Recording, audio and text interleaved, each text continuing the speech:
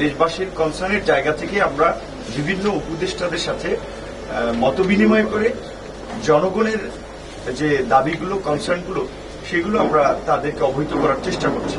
এর আগে আমরা স্বরাষ্ট্র উপদেষ্টার সাথে মিটিং করেছিলাম। সেখানে আমরা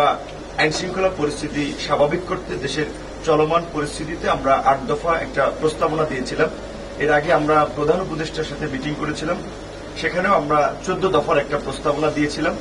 আজকে আমরা মৎস্য ও প্রাণীজ সম্পদ যে মাননীয় উপদেষ্টা রয়েছেন তার কাছে আমরা একটা ১৫ দফার প্রস্তাবনা দিয়েছি। যেই দফার আলাপ আলোচনাগুলো ছিল মূলত এই মৎস্য প্রাণীজ সম্পদ সম্পর্কিত, বিশেষ করে ধরেন আমাদের এই যে সামগ্রিকভাবেই বাজারের একটা সিন্ডিকেট, পরিবহনের একটা সিন্ডিকেট,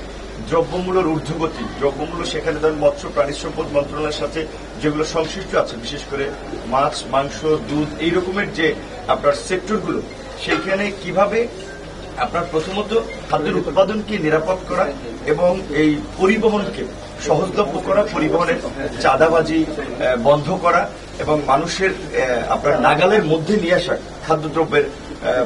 দামগুলো সাধারণ মানুষের পুষ্টি আপনার চাহিদা নিশ্চিত করতে, বিশেষ করে ভ্রাম্যমান যে উদ্যোগগুলো আছে যে আপনার কম মূল্যে আপনার এই খাদ্যদ্রব্য মাছ মাংস বিক্রয় সেগুলো, এবং বিশেষ করে